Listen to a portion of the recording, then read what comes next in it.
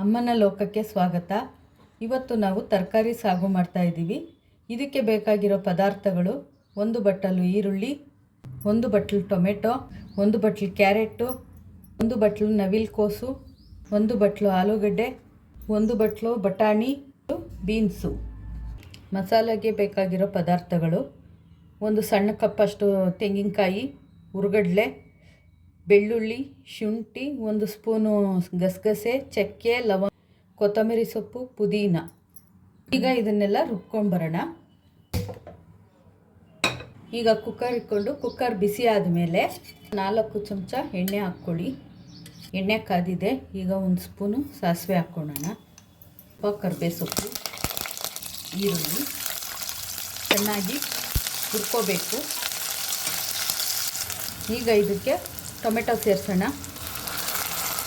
Tomato ಬೆಂದಮೇಲೆ ರುಬ್ಬಿರೋಂಥ ಮಸಾಲೆನ ಹಾಕ್ಕೊಂಡು 2 ನಿಮಿಷ ಹುರ್ಕೊಂಡು 1 ಚಮಚ ಧನಿಯಾ ಪುಡಿ, 1 ಸಣ್ಣ ಚಮಚ ಗರಂ ಮಸಾಲೆ, ಖಾರಕ್ಕೆ ಬೇಕಾದಷ್ಟು ಅಚ್ಚ ಖಾರದ ಪುಡಿ. ಈಗ ಇದನ್ನೆಲ್ಲ ಚೆನ್ನಾಗಿ ಮಿಕ್ಸ್ ಮಾಡ್ಕೊಳ್ಳೋಣ.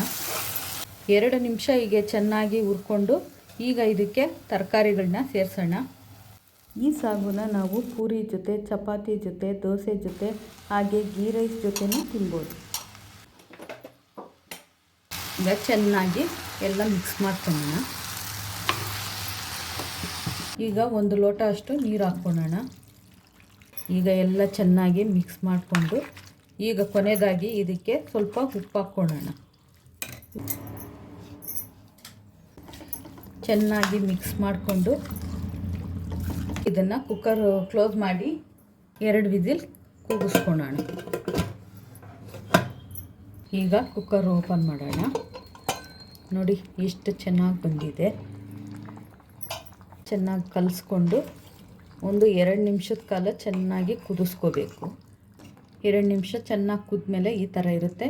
ಈಗ ಇದಕ್ಕೆ ಕೊತ್ತಂಬರಿ ಸೊಪ್ಪನ್ನ ಸೇರಿಸೋಣ. ಸ್ವಲ್ಪ ಕೊತ್ತಂಬರಿ ಸೊಪ್ಪನ್ನ ಈಗ ಹಾಕಿ